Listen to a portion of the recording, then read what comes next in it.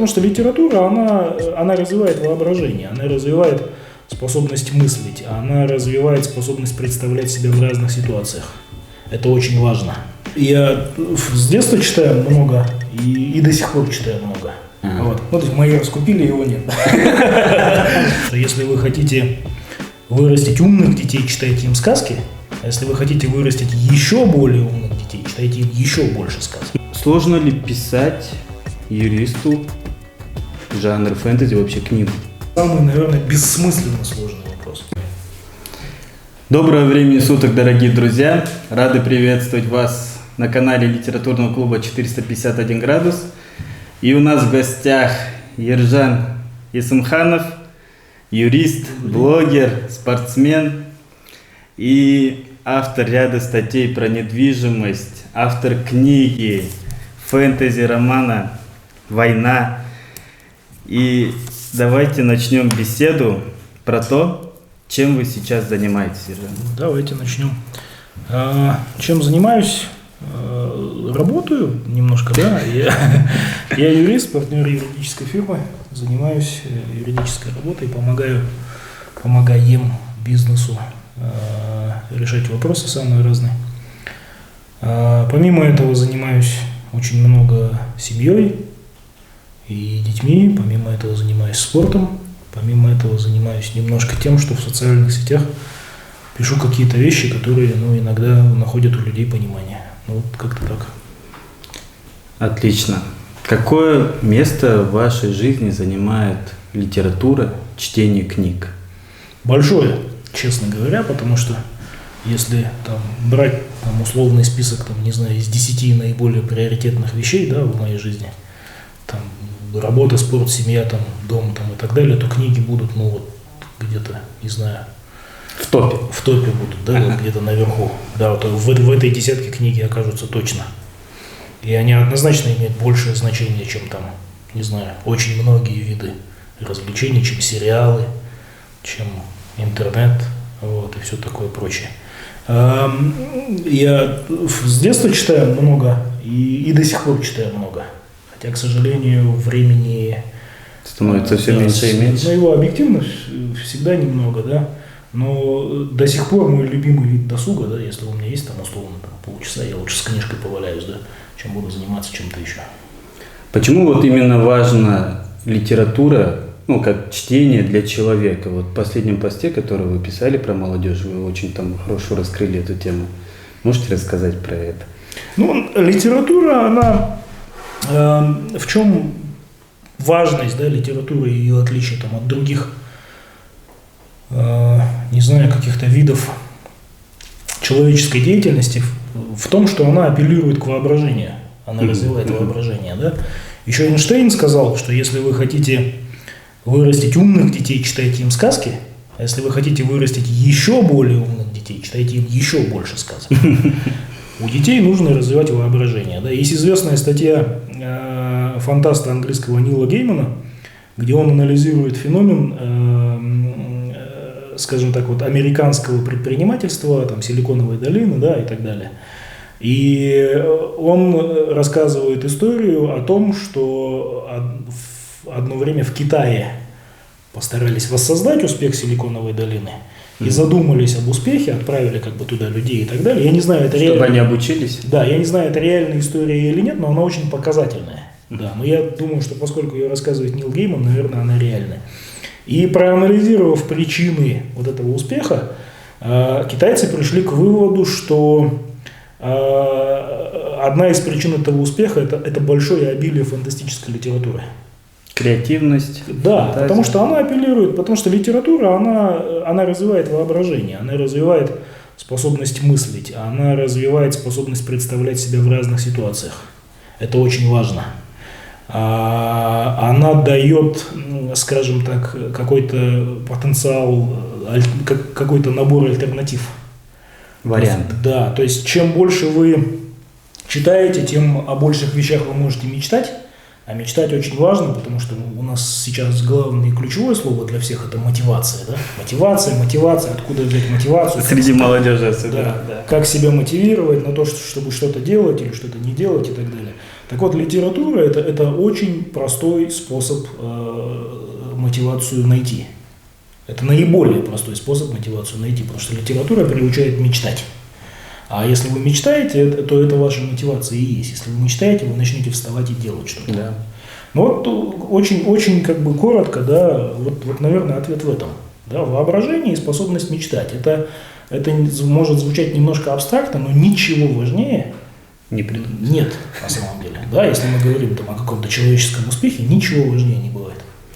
Вот о мечтах, о молодежи, да, вот когда вы были молодым, на каких мэтрах, писателях вы выросли? Вот именно, наверное, это больше была советская литература, как-никак в советское время у нас зарубежное это меньше было, сейчас-то больше возможностей именно на зарубежную литературу. Ну, я вырос, наверное, на советской и зарубежной классике все-таки, да? Да. Если говорить о зарубежной классике, то это, конечно, Ремарк, это, конечно, Хемингуэй. Вот этих двух авторов, наверное, все более-менее читающие люди читали вот в то время, когда я был, там, условно говоря, студентом. Это американские классические авторы, там, авторы американского классического романа. Это Драйзер, это Стейнбек. Если говорить это Том Вулф, кстати, шикарный абсолютно автор. Если говорить о литературе советской, классической, то тоже как бы очень много примеров. Ну, честно говоря, большая была библиотека у нас, ну и до сих пор как бы есть, да. Там была очень маленькая квартира, но в этой очень маленькой квартире была очень большая библиотека. Ну, кажется, у всех советских домов. Да, то есть, собственно, как мы и жили, да. И других вариантов иначе как читать там, собственно говоря, как бы и не было. Поэтому это было в первую очередь, ну что интересно, да, ребенку-подростку? Интересная историческая литература. Это Калашников, это Жандарбеков, это Есенберлин, Ян, ну и множество как бы других авторов. Со временем, когда я немножко там начал что-то понимать, я перешел уже как бы к авторам, которые были более серьезными, да. Я начал читать там Штильмарка, начал читать немножко Шукшина, начал читать Солженицына, начал читать Каверина, Домбровского, ну вот массу фамилий сейчас могу вспомнить, правда, тех, которых можно вспомнить и порекомендовать. Сначала ты это читаешь, не совсем понимая, как бы... Через время? Да, через время уже приходишь, и вот я вот помню, я «Раковый корпус» Солженицына прочитал, мне лет 17 или 18 было, я ничего не понял.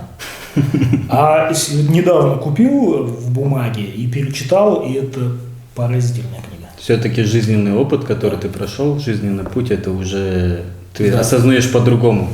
Да, все говорят, что вот в обязательном порядке после 30 надо садиться и перечитывать Онегина. Что в Онегине сказано все, что может, в принципе, понимать о жизни мужчина после 30. Я вот все хочу вот время найти, сесть. А то, что в школе не понимали. А то в школе, конечно. В школе кто поймет эти вещи? Про вашу книгу «Война» в жанре фэнтези. Именно что повлияло в таком жанре? И вообще расскажите про эту книгу, потому что я нигде ее не нашел, если честно. Да, он издавался лет 9 назад. Ее никто сейчас не найдет. И я больше скажу, ее нет у меня даже. Да? Да, этой книги. У меня нет экземпляра. Где-то есть... Рабочие варианты, наверное. Рабочие варианты есть, конечно, остались. Это как получилось? Я фэнтези всегда любил, откровенно говоря. В последнее время, наверное, меньше. Но в принципе фэнтези это такой мой жанр. Вот если там, не знаю, любимых авторов вспоминать, это однозначно Анджей Сапковский, поляк. Это, я считаю, гениальный автор фэнтези. Он намного круче очень сильно переоцененного Мартина с его «Игрой престолов». Ему повезло. Да, ему просто Мартину повезло, Сапковскому нет. Хотя, кстати, книги Сапковского сейчас тоже собираются вроде как в Голливуде наконец экранизировать, потому что у него действительно очень сильная история. Это Роджер Желязный, там Айзек Азимов, там другие советские классики, да. Стругацкий, конечно, потому что без них как бы никуда. И меня этот жанр всегда интересовал, и мне в какой-то момент захотелось как бы создать свою историю, ну и я ее, в общем-то, как бы написал, да, я был очень еще молодой человек, мне 23 года было. Я эту историю написал, как бы я ей немножко удовлетворился, окей, она написана, супер, я молодец, я ее положил в стол. Какой тираж был? Да, эту историю. Нет, я ее положил в стол, все, она написана, все, она лежит как бы. А потом там какое-то количество лет спустя в 2010 году, по-моему, издательство алматинское «Дайк Пресс» объявило конкурс литературный. Это была, по-моему, первая, если я не ошибаюсь, осознанная попытка казахстанских издателей издавать своих. Все-таки перейти на, даже не то, что издавать своих, а перейти все-таки на беллетристику. Почему? Потому что как выживает любое казахстанское издательство, да, скажем, очень условно. На учебных материалах. Да, оно берет там госзаказ, грубо говоря, да, и начинает печатать там какие-то вещи, вот, с этим связанные. И вот надо отдать должное издательству Дайк Пресс, они впервые, по-моему, вот решили сделать хороший, качественный, сильный местный продукт билетристический. Провели конкурс, там было, по-моему, что-то около 50 авторов, и выиграли двое. Я как бы услышал об этом конкурсе где-то в интернете, закинул войну и забыл. А потом бац, оказывается, что она кому-то еще как бы интересно. Да. И выиграл конкурс я, и еще один автор замечательный алматинский, Леон Костевич. Его роман назывался «Вылеты», и он в продаже до сих пор есть. Я его, по крайней мере, видел, по-моему, как называется магазин книжный на Розыбакиева, «Книжный город». Да, видел там. Он, получается, переиздает. Совсем недавно. Я думаю, что это то же самое издание. Вот. Ну, то есть мои раскупили, его нет.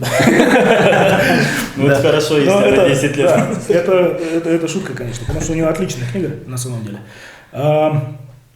Может быть, просто не совсем была концепция преподнесения правильная. И это был крутой опыт. Почему? Потому что издательство подошло очень ответственно. Наняли художников, наняли людей, которые занимались СММ. Была очень сильная команда, в которой были очень известные сейчас имена. И мы там вчетвером или впятером этой проектной команды полгода работали. То есть там был отбор среди художников, было несколько дизайнов. И я выбирал дизайн наиболее, вот, рисунки и концепции наиболее близкие, да, тому, что я как бы хотел сказать в этой книге. И в итоге вышла эта книга в 2010 году тиражом, по-моему, в 2000 экземпляров.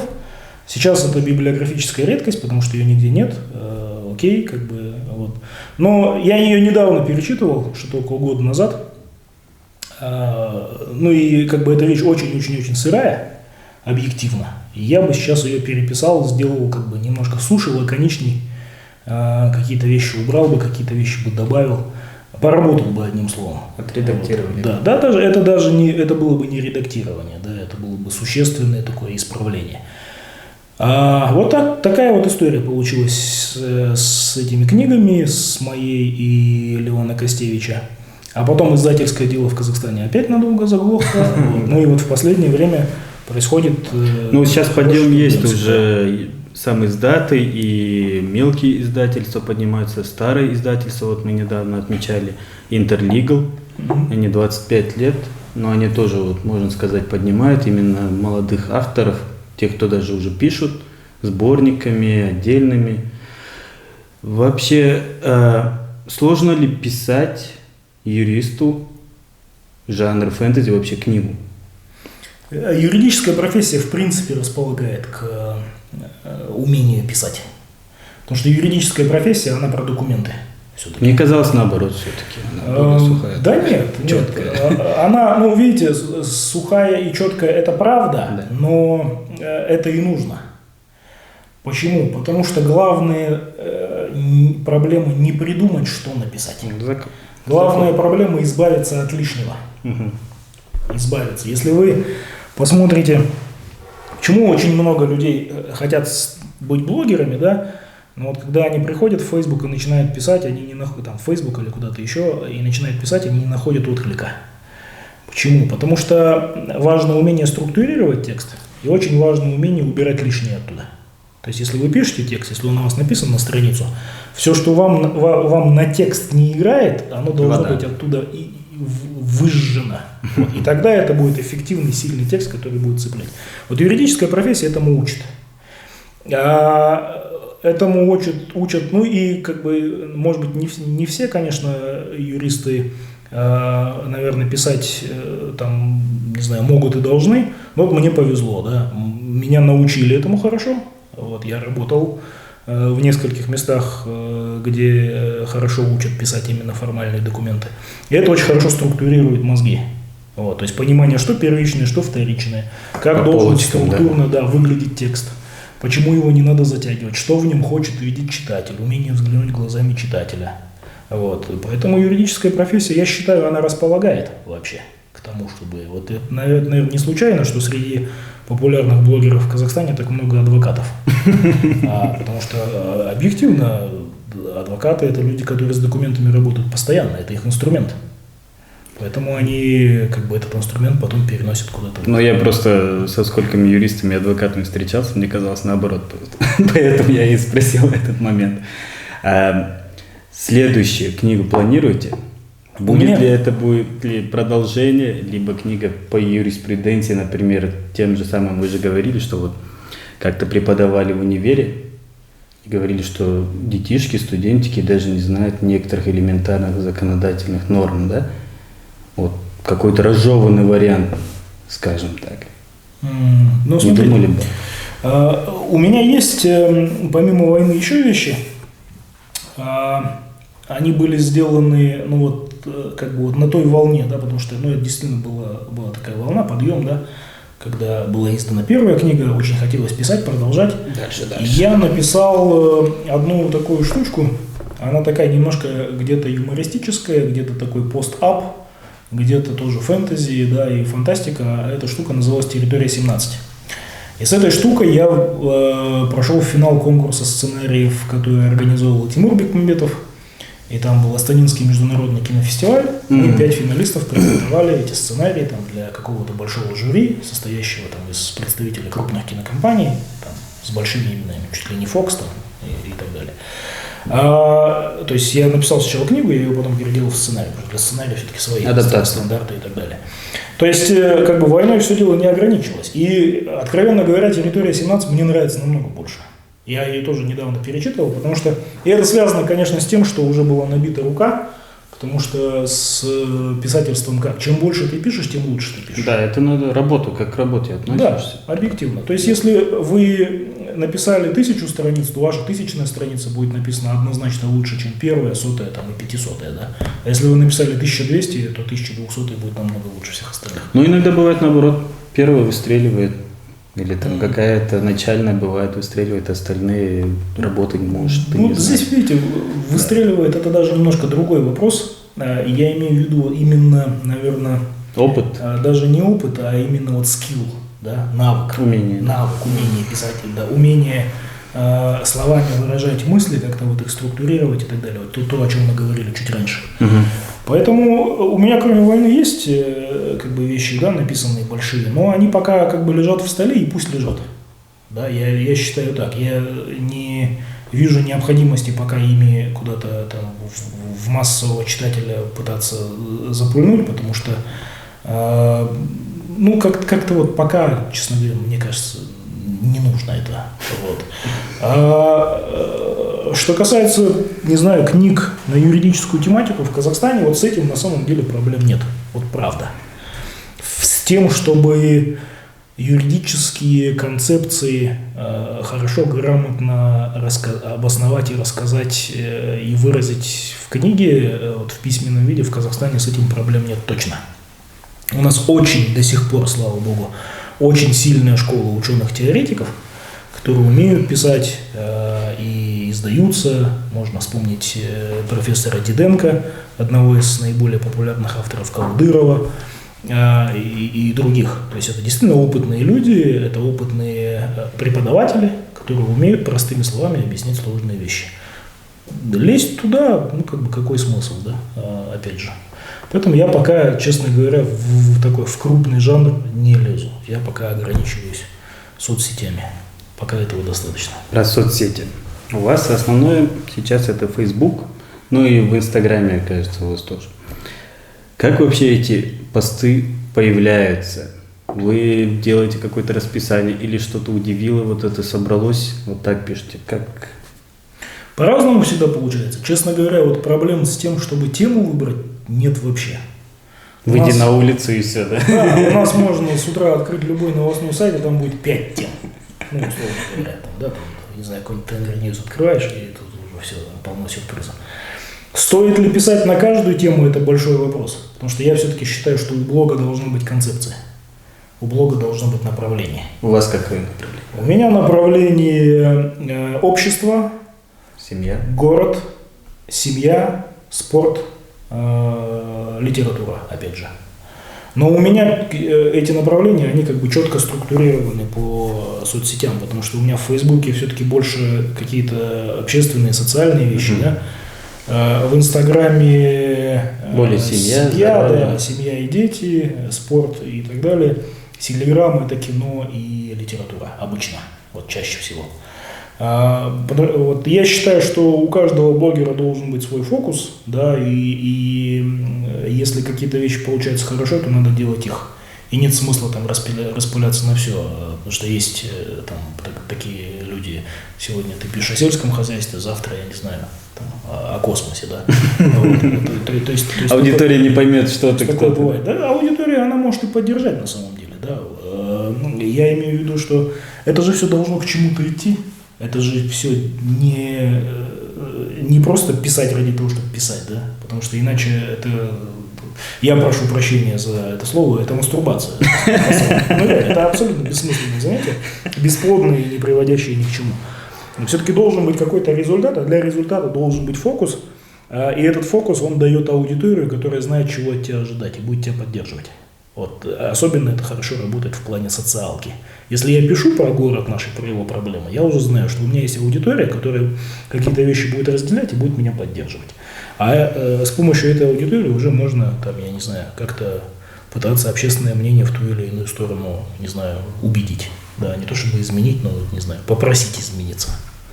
Многие блогеры, молодые, они многие становятся блогерами, вайнерами для того, чтобы делать какие-то рекламы. У вас были рекламные посты? Вообще такие идеи, не знаю, предложения такое бывало? Предложения поступают довольно часто. Они стали поступать с какого-то момента. Потому что у меня, честно говоря, Facebook, он вырос довольно быстро. Про испанцев. Да, там начиналось, все с испанцев. Но у меня довольно быстро вырос Facebook. Приличная аудитория в Фейсбуке образовалась. Инстаграм, он потом уже как бы на фоне Фейсбука стал расти. И вот приходят предложения, среди этих предложений есть очень приличные. То есть это, условно говоря, не там... Суши, шоколад. Я ничего не имею против суши. Вот. Но вот есть прям приличные, хорошие, качественные предложения. То есть мне писали там банки, писали всевозможные... Писали, кстати, некоторые организации, которые делают там социальные там вещи, там немножко связанные с государством, там с просьбой поддержать. Спортивные клубы даже писали, потому что у меня все-таки про спорт много. Вот. Я пока рекламой не занимаюсь и, честно говоря, к этому не стремлюсь, потому что пока не хочу. Вот, собственно, и все. Но предложения поступают. Предложения поступают регулярно, я не вижу смысла цепляться вообще за все. Да, то есть я не работаю за еду, да, я, слава богу, хорошо зарабатываю на своей основной профессии, поэтому как бы, если будет что-то, я не исключаю того, что будет что-то вообще очень крутое, что вот с кем прям вот захочется поработать, не исключаю совершенно. Если будет, окей, если нет, то... Это все-таки будет зависеть от идеи? Это будет зависеть от идеи. Хорошо. Сейчас вот как раз про пост. Остановлюсь опять. Он очень меня задел, да? Про читающую молодежь. И да, у нас когда встреча в клубе была, там, да, сидели, которые даже «Жестокий век» не читали, или там сидели, записывали, но я думаю, эти люди прочитали дальше эти книжки. О чем это все? Очень много ненужной информации. Потому что люди стали читать не меньше, стали читать больше. Потому что социальные сети, Инстаграм, Телеграм, везде очень много информации. И вот эта прокрутка постоянно. Как вот фильтровать информацию и брать себе нужную? Даже те же самые YouTube-каналы, Telegram-каналы, Facebook. Это очень сложный вопрос. Я скажу вам честно, и вряд ли у меня будет какой-то рецепт, да, или ответ. Как вы фильтруете, например? Мне проще, и вообще людям, условно говоря, постарше, да, вот уже тем, которым там за 30, им проще, у них бэкграунд есть. У меня есть литературный бэкграунд. Я читал очень много тогда, когда никакого интернета не было. И я, условно говоря, там в те же соцсети пришел уже человеком абсолютно сформировавшимся, с хорошим, большим, серьезным литературным бэкграундом. И как бы уже исходя оттуда у меня как бы есть, это, наверное, немножко нескромно будет говорить, что есть вкус, но у меня, скажем, есть какие-то вкусовые предпочтения. Направление, предпочтения. Да, то есть я начиная читать там какой-то текст, я понимаю, что он мне нравится или не нравится. И постепенно, действительно же очень много всего. Да. Вот, масса. Там даже не то, что как вы сказали в начале, не то, что много ненужной информации, много некачественной информации. Потому что у нас сейчас получается так, что там у Фейсбука, там, я не знаю, 1,5 миллиарда там, пользователей, и каждый одновременно и создатель, и потребитель. То есть теоретически каждый пользователь Фейсбука может стать создателем информации и ее выдавать. И вот как из 1,5 миллиардов.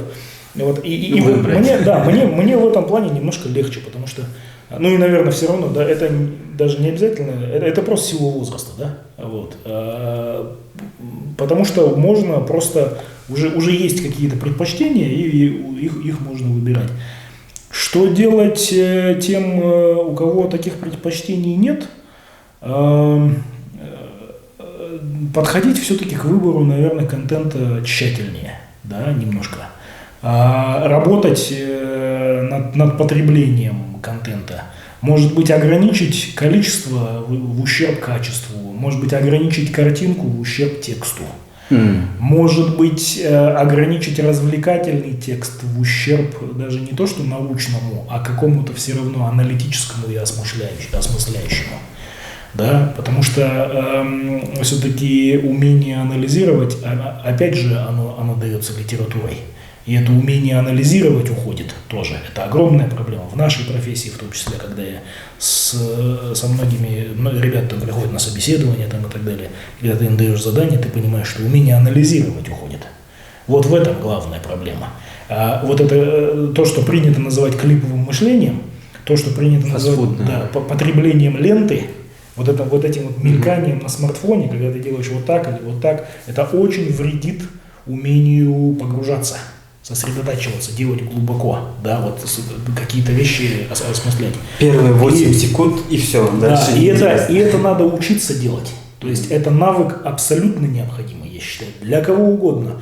От, не знаю, от коневода до космонавта, для кого угодно. Навык осмыслять сложные вещи, он, ну, без него никак, да, без него просто нет будущего.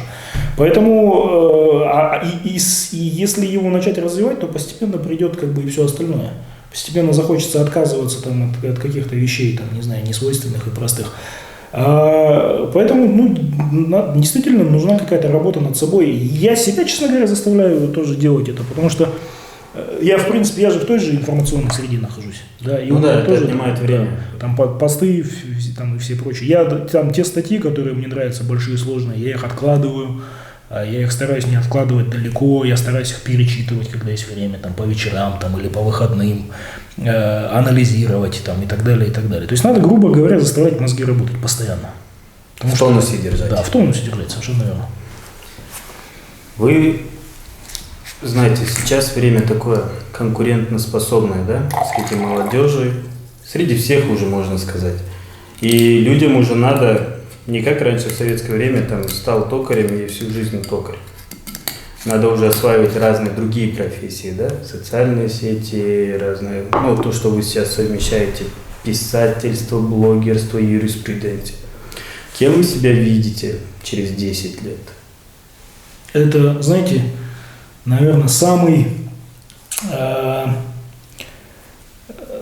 даже не то, что сложный вопрос, а самый, наверное, бессмысленно сложный вопрос. Потому что любому человеку, который на собеседование приходит, я никогда, вот честно говоря, мне тоже задавали такой вопрос. Мне тоже задавали очень, очень давно, но вот последние 8 лет так и получилось, что я собеседую людей все-таки с другой стороны. Я людям не задаю этот вопрос никогда. Почему? Потому что ответ на этот вопрос очевиден на самом деле. Ну, очевиден ответ на этот вопрос. Ну, вот сидит напротив вас человек молодой, что он вам скажет? Он вам скажет: я вижу себя... Нет, он скажет так: я вижу себя опытным, прекрасным специалистом, преданным вашей компании. Вот считалось всегда и считается, что 20 век и конец 20 века был временем узких специалистов. И я абсолютное, наверное, подтверждение этого, потому что я получал образование как узкий специалист, я 15 лет работаю и развиваюсь как узкий специалист. То есть говорить о том, что я юрист, это очень-очень-очень широко. Вот, у меня очень-очень специфическая сфера деятельности, вот внутри большой профессии под названием юриспруденция, внутри там большой коробки спичек, да, вот, одна маленькая спичка, да, вот это моя сфера деятельности, да, половина спички даже, вот, и вот то, что наш век – это век специализации, это факт, да, и вот, наверное, моя работа – это тому подтверждение. Но проблема в том, это, наверное, не проблема, это просто так происходит, что ты видишь, что внезапно вдруг начинают добиваться успеха, становиться успешными неспециализированные люди. Люди вообще без всякого бэкграунда. Вообще. Сейчас такая тенденция. Да, то есть вот это происходит, и как-то надо это осмыслять, и тоже попытаться действовать, и себя вести, и учиться подстраиваться. Даже не то, чтобы подстраиваться, а как-то надо это осмыслять, да, и вот как-то действовать тоже в связи с этим. Потому что иначе может получиться так, что ты со своей узкой специализацией внезапно останешься на обочине. У нас в профессии, даже в юридической, условно говоря, ну вот я всю жизнь, все свои 15 лет занимался с тем, что я сопровождаю строительную деятельность. Но даже вот в этой узкой сфере сопровождения строительных проектов тематика меняется, и повестка дня меняется каждые 5-6 лет кардинально. Совсем. Это что? У меня была статья в журнале National Business, я не знаю, может быть, найдете, если будет интересно. По-моему, в середине прошлого года, в середине 2017 года, называлась она «10 лет кризиса». Я в ней рассказывал о том, как менялась строительная отрасль с 2007 по 2017. Как раз вот 10 лет исполнилось с начала большого кризиса в нашей строительной отрасли. И вот я немножко об этом рассказывал. То есть, если вот нашу строительную отрасль анализировать, да, как она менялась, то сначала, вот за последние 15 лет, то сначала это была коммерческая недвижимость. Потом, когда коммерческая недвижимость там, по ряду причин даже не то, что умерла, да, стала себя чувствовать очень плохо, ключевым трендом и тенденцией стало инфраструктурное строительство. Потом инфраструктурное строительство постепенно и потихоньку стало не то, что сокращаться, а переориентироваться уже в какие-то другие механизмы. Вот. И сейчас главная тематика в том же строительстве – это, например, государственно-частное партнерство. И это, например, зеленое строительство, это, например, возобновляемая энергетика. Это все взаимосвязано на самом деле. То есть каждые 5-6 лет повестка дня, концепция меняется полностью. Меняется то, что нужно клиентам, меняется то, что нужно индустрии. И здесь и здесь надо нос по ветру держать очень хорошо и понимать, что происходит. И надо понимать желательно заранее. Если ты будешь это делать, получится так, что ты как бы всегда будешь на волне рынка, и ты будешь хорошим востребованным профессионалом. Поэтому в нашей профессии это так, вот даже в нашей узкой профессии. Поэтому меняется все на самом деле. Не знаю, у меня тоже, наверное, советское воспитание, то, что школа, универ, работа, да? В школе физико-математическая, в универе уже техническая специальность, сейчас уже инженер. И так же, как и у вас, инженер именно по метрологии. Она тоже узконаправленная. И тоже думаешь, через какое-то время, оборудование все никуда не уйдет, но все равно постоянно меняется оборудование, да? Постоянно что-то новое выходит. И ты что-то не успел, где-то там процесс не углядел, все. Как бы тоже такая боязнь есть. Я тоже над этим думаю, а чем параллельно, что изучать, пока молодой? Что-то в этом роде. Что может быть перспективным именно в Казахстане? В Казахстане? Видите, мне сложно судить обо всех сферах, потому что я, опять же, узкий специалист.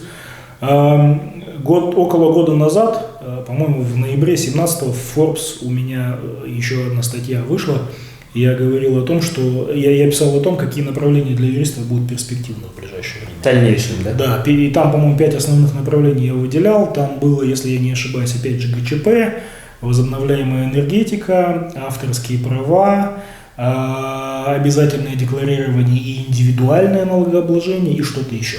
Вот я не помню сейчас точно, но вот в Форбсе можете найти и почитать. И я надеюсь, вот честно, что я вот буквально у меня 2 недели назад была встреча в Астане с подписчиками, и там были ребята из КСГУ, из юридического университета Астанинского. Они пришли туда целой группой, потом мы с ними говорили долго после этого выступления. И они говорили о том, что вот те вещи, я им опять же вот эти вот вещи озвучил, я сказал, что вот эти направления перспективные. Они говорили о том, что в принципе, вот судя по тому, там, не знаю, какие есть предложения от работодателя, это действительно так. И меня это радует, что я не такой уж, да, получается, и закостенелый в своей профессии, да, что я могу, там, не знаю, что-то предсказать, что действительно совпадает там с реальным положением дел. И там где-то помогает молодым ребятам. Поэтому действительно все меняется, от этого никуда не деться, и надо как-то пытаться быть на волне. Вот, собственно, и все. Перестраивать. Но при этом надо и не забывать, свою основную специализацию. Откуда ты вышел, да? Кто ты такой? Вот. У нас в клубе при встрече тоже, да, очень много спрашивали у вас про книги, какие вы бы посоветовали. И сейчас я тоже этот же вопрос задам. Именно для подростков, для молодежи, какие книги бы от себя посоветовали? Вот так мы списочком сделаем. От вас. Ну, смотрите, я, честно, это самый популярный вопрос.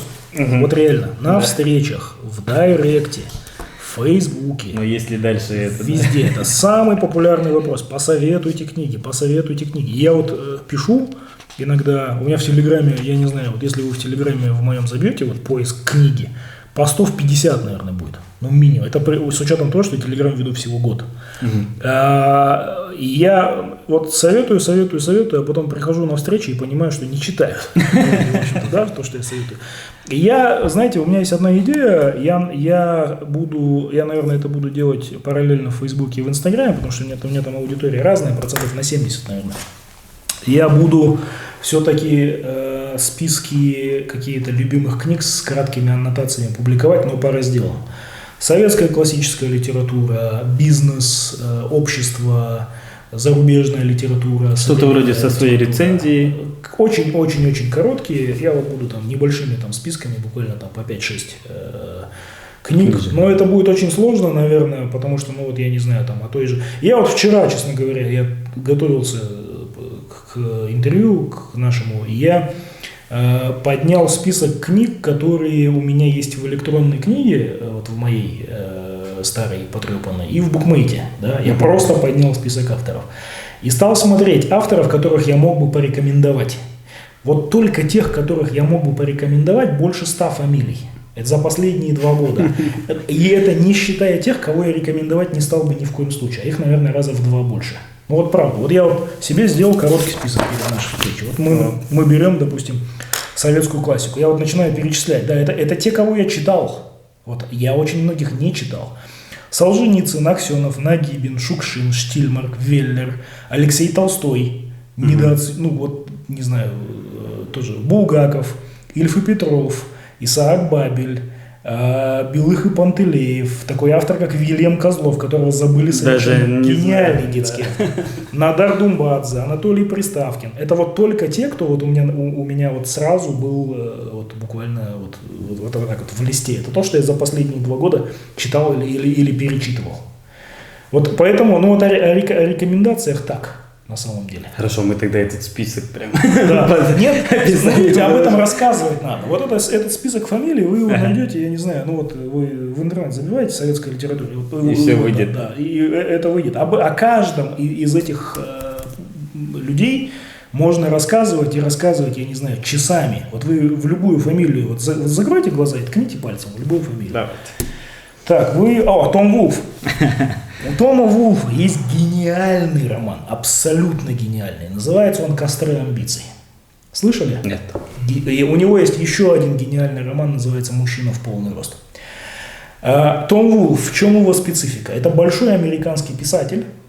Он описывает американское общество примерно конца 80-х, начала 90-х. И он описывает его очень хлестко, очень смешно.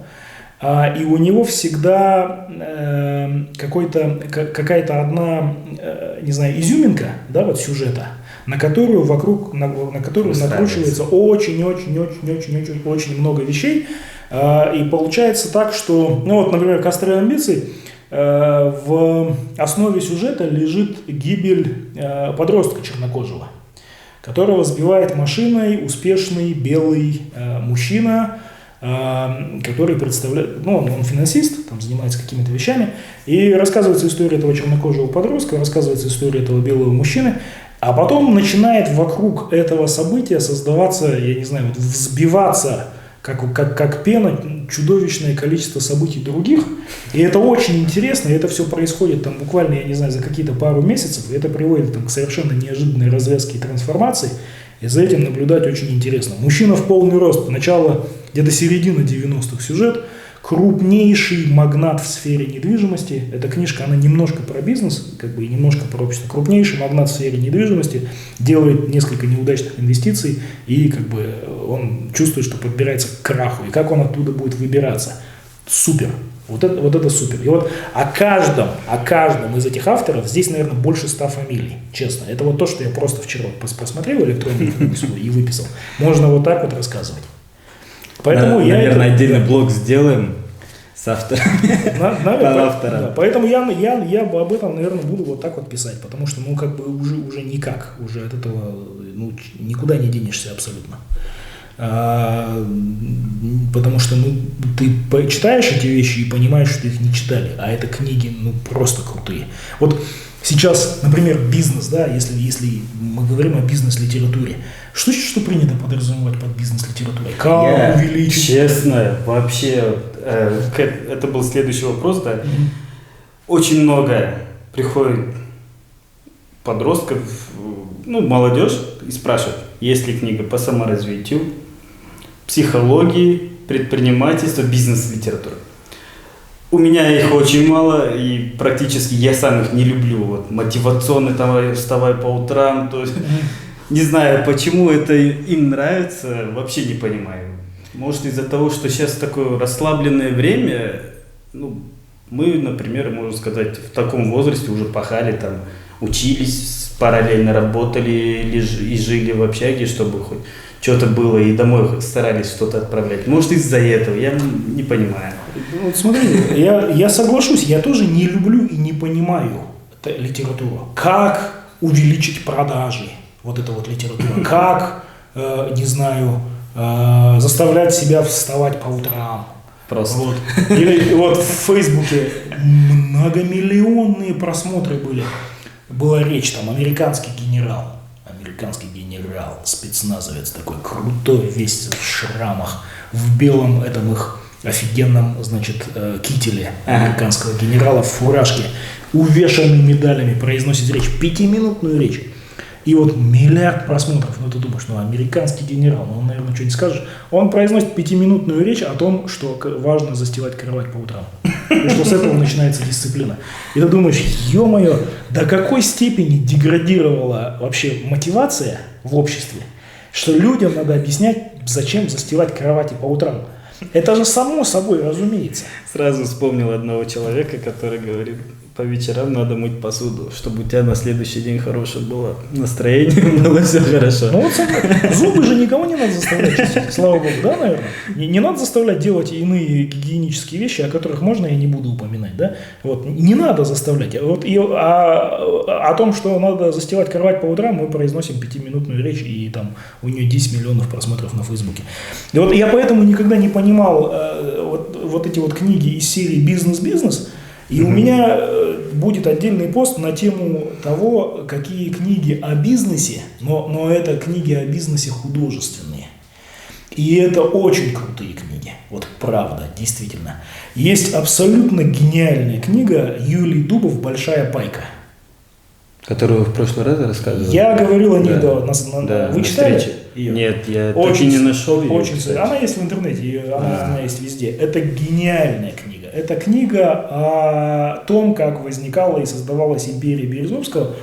Да. Точнее, о том, как было просто 5 человек. И собрались сделать. 5 человек научных работников. И вот эта книга о том, что такое, что мозг научного работника, хорошо обученного, сильного, амбициозного человека, который был научным работником, может сделать в условиях дикого капитализма. И ты понимаешь, что в условиях дикого капитализма не нужны никакие бандиты, не нужны никакие красные пиджаки, не нужны никакие связи, нужны мозги. И это главный итог это очень большая книга, она на 800 страниц, и это главный итог этой книги. Что может мозг действительно умного человека с аналитическим аппаратом, очень хорошим, с развитыми навыками анализа? Что может мозг математика, грубо говоря, сделать в бизнесе? А может он очень много. Вот эту книгу, я считаю, вот если люди хотят что-то понимать о бизнесе, эта книга это абсолютный маст. Еще одна книга есть. Драйзера. Я забыл, я не люблю Драйзера, честно, потому что он очень тягомотно написан, и он написан про события 100 лет назад, а бизнес сейчас совершенно другой. Вот есть еще одна книга офигенная, сейчас же очень многие увлекаются трейдингом. Очень многие. Форекс, биткоины, ценные бумаги, какие-то платформы, какие-то роботы, все увлекаются. Есть офигенная книга про то, как это все начиналось. Майкл Льюис «Покер лжецов». Не читали? Нет. Книга о зарождении империи под названием Salomon Brothers. Гениальная книга, потрясающая. Потрясающая книга о зарождении современного фондового рынка. Откуда она берется? Кто эти люди по натуре? Кто эти люди по складу характера? Те, кто создал фондовый рынок в современном виде, в том, как она вообще есть. Эта книга, она есть везде. Да? Есть еще одна офигенная книга, я забыл, к сожалению, автора, потому что у меня ее нет, она у меня была в бумаге, я ее подарил другу. Называется она «Варвары у ворот». Это книга «Barbarians at the Gate». Я ее читал на английском. Это книга о самом крупном корпоративном захвате в Америке 80-х. Вот если вы хотите понимать, что такое рейдерство, что такое корпоративный захват, как он происходит, как это должно происходить на самом деле, не тупо решением суда и ОМОНовцами, а как это должно происходить на самом деле, в умной голове. Зачем нужны юристы такие, как я? Зачем нужны профессиональные банкиры? Зачем нужно поднимать инвестиции? Как это делается? Нужно читать такие книги. Вот эти вот красиво, книги, по-умному. вот эти вот книги, 10 навыков эффективных продаж, они не дадут ничего. Потому что, опять же, они не апеллируют к воображению. Я вот думаю, самое главное, те, которые люди приходят насчет этого, мотивации, то все, я говорю, просто читайте элементарно, не знаю, с детства, хоть Жюль Верна, да? Ты хочешь креативности, я, говорит, СММщик, маркетолог, надо что-то придумать, что-то интересненькое. Я говорю, чтобы чуть-чуть у тебя мозг работал и была фантазия, надо вот эти все основополагающие какие-то книжки хотя бы прочитать элементарно. Очень много было зарубежных авторов. Что вы скажете именно о казахских авторах, современных, прошлых лет? Я как всякий образованный человек, наверное, я знаком хорошо с казахской классикой. Да, и Мусрепов есть у меня на полке, Муканов есть у меня на полке, Джандербеков, конечно. Поэтому казахская классика, Тулпан, ее имя, например, очень, очень сильное и масштабное, конечно, произведение. Не знаю, «Путь Абая», да, вот большие казахские классические вещи, и причем созданные большей частью даже где-то в 30-х, да, и в 40-х я всегда любил. А вот что касается современных авторов, то тут, конечно, честно говоря, такое небольшое, даже не то, что... Я не хочу, честно говоря, никого ругать, да, наверное, это мой какой-то недосмотр, и есть, наверное, какие-то действительно крутые современные авторы, но я, честное слово, я регулярно хожу в книжный магазин, вот прям регулярно. Я очень не люблю это занятие, ходить в книжные магазины. Почему? Потому что ты сюда всегда приходишь с надеждой, А уходишь, понимая, что 90% того, что ты видишь, вторично. Уже было. Так или иначе. Вот было уже. Вот это что-то вроде создания новой ноты, да? Не получается? Да, наверное. Вот 90% того, что ты видишь, вторично. Вот и уже пережевано, уже объяснялось. А почему вторично? Потому что, к сожалению, сами авторы читают мало. Сами авторы читают мало. И это может быть и причина, почему я не хочу опять возвращаться к большому формату. Потому что я понимаю, что я, может быть, прочитал еще мало, да, и прожил, несмотря там, на то, что мне там уже 35, и очень бурных, да, 35, я, может быть, прожил еще мало, да, для большого формата. Потому что ты видишь, не знаю, на полке книгу казахстанского автора, или я вот не люблю эти феминитивы, да, автора мужского там или женского, без разницы, да, открываешь, начинаешь читать, и ты понимаешь, что... Чем закончилось? Ты понимаешь, откуда корни, вот, и ты понимаешь, насколько как бы это можно было все сделать по-другому. Вот. Поэтому, вот честно, очень-очень сложно говорить о каких-то казахстанских авторах, которые в последние годы зацепили. Вот единственная книжка, которую я вот припоминаю, это 3 автора, да, вы слышали, наверное, «Excuse me, fuck off». Мадим Анбетов, Светлана Ромашкина и Мадина Искакова. Это 3 казахстанских журналиста, которые полгода прожили в Штатах и написали об этом книгу. Хорошая, веселая книжка. Вот. Она чем-то зацепила, не знаю. Вот там вторичного как бы не было. Да? Хороший был прикольный сюжет в формате такого дневника немножко. Ее, по-моему, тоже сейчас на полках нет. Она выходила лет 5 назад. Вот из того, что могу припомнить, точнее из того, что я читал полностью, потому что, опять же, ты подходишь к книжной полке, ты начинаешь там что-то пролистывать, и тебе не хочется даже не то, что покупать это, потому что если у меня правило, если я покупаю книгу, я должен ее прочитать, а время тратить на это не хочется, потому что я понимаю, что это вторично, это было уже так или иначе, или это написано плохо и неинтересно, сори.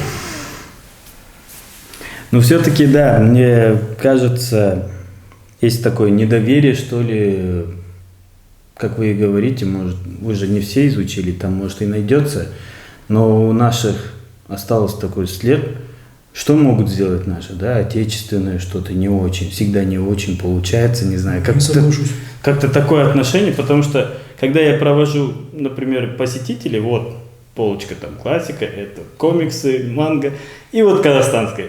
Отворачивается, уходит. Не соглашусь. Знаете почему? Почему? Потому что в противном случае казахстанское кино не пользовалось бы таким успехом.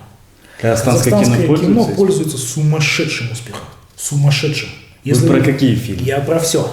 У нас в Казахстане в прошлом году вышло, если я не ошибаюсь, 72 полнометражных фильма. 72. Представляете себе? Это больше, чем 1 в неделю. Это значит, есть простой коммерческий закон. Если кто-то что-то делает, значит за это платят. Это казахстанское кино сейчас сумасшедшей пользуется востребованностью. Если вы посмотрите, есть в интернете эти данные, если вы посмотрите данные по сборам, то вы увидите, что рекордные сборы не у «Аватара», не у каких-то там, не знаю, там фантастических тварей и прочего, а у Килинка тоже человек. 70% этих фильмов, из них 90% это все килинки, свадьбы. Вот такие комедии, которые один раз сходил, все. Я Килинка тоже человек смотрел 2 раза. Килинка тоже человек, он мне тоже не понравился, да, я согласен с этим. И про Килинок, я считаю, можно сделать талантливо. Можно на эту тему сделать набор гэгов, про который ты забудешь, выйдя из кинотеатра сразу. А можно сделать офигенное, хорошее, романтичное, доброе кино. И вот Килинка тоже человек, это отличный пример. Он мне первый хорошо, мне очень понравился, второй, я не знаю, не так. Второй я еще не видел, к сожалению. Районы Сатаева, вот если вспомнить. Есть хорошие. Айку смотрели? Айку не смотрел, не хочу. Почему? Потому что, к сожалению, чернуха. Потому что вот я, конечно, понимаю, что я сейчас похож на советских писателей, которые осуждали, которые осуждали Пастернака, вот, когда его травили, ему хотели присвоить Нобелевскую премию, и вот его советские писатели травили все на партийных выступлениях, и каждое выступление они начинали с темы «Я Пастернака не читал, но осуждаю». Вот. Но вот судя по тому, и вот я сейчас в такой роли, да, не смотрел, но осуждаю, но вот судя по тому, что я об этом фильме читал и о том, что я видел, это история иммигрантки из Киргизии в Москве, которая там сталкивается с необходимостью то ли рожать, то ли делать аборт, я уже понимаю, что это. И я, честно, я не хочу переживать вот эти эмоции вместе с этой героиней. Я не спорю, это, наверное, гениально сыграно, не спорю. Очень, я посмотрел просто, он очень гениально сыгран. Но он тяжелый. Он тяжелый, и мы ее посмотрели под вечер, да, и с таким настроением, не очень хорошим настроением пошли домой, но я думаю, иногда стоит об этом задуматься, и помимо этих гэгов, всяких комедий, тоже надо смотреть, разбавлять такими фильмами. Ну, смотрите, серьезное кино, оно же бывает разное, правильно? Можно рассказать о проблеме хорошо и интересно, можно рассказать о проблеме и вот так вот давить пальцем на болевые точки, давить вот так вот. Вот этого давления я не люблю манипуляций. Да? Поэтому я вполне допускаю, что это отличное кино, и я к нему когда-нибудь приду обязательно. Но это, знаете, это вот сил надо набраться. Вот. Это вот фильмы Быкова, российского режиссера, сейчас вот «Завод» вышел, по-моему, еще, я его очень жду. Вот хочу пойти. Вот у него там «Дурак», «Майор» там, и так далее. Очень тяжелые фильмы все. «Дурак» тяжелейший фильм. «Дурак», ясно. «Майор» очень тяжелый фильм. Ну, очень просто.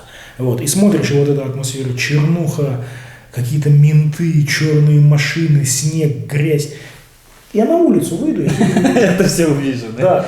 Да. Мне, сори, не надо, вот, почему, может быть, еще одна причина.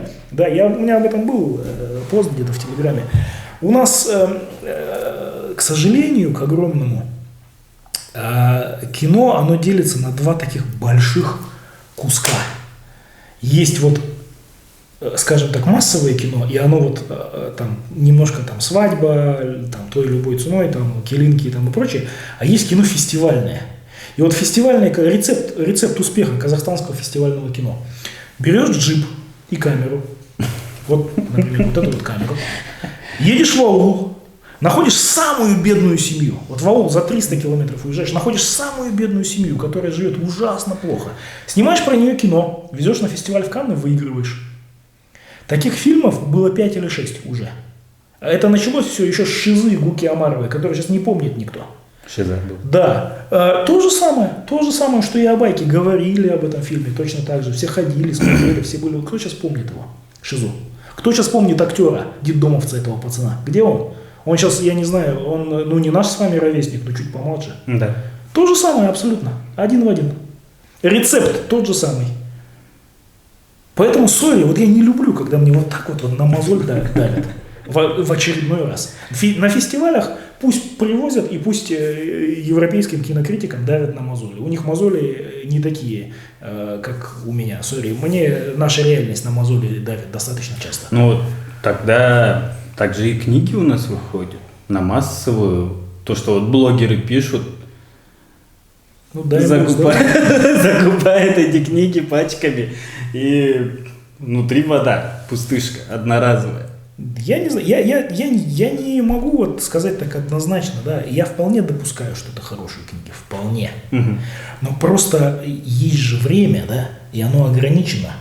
У меня список книг к прочтению переваливает за 20. И это книги, которые читать надо обязательно. Это более того, это книги, через которые надо продираться. Вот я закончил, я этому очень рад.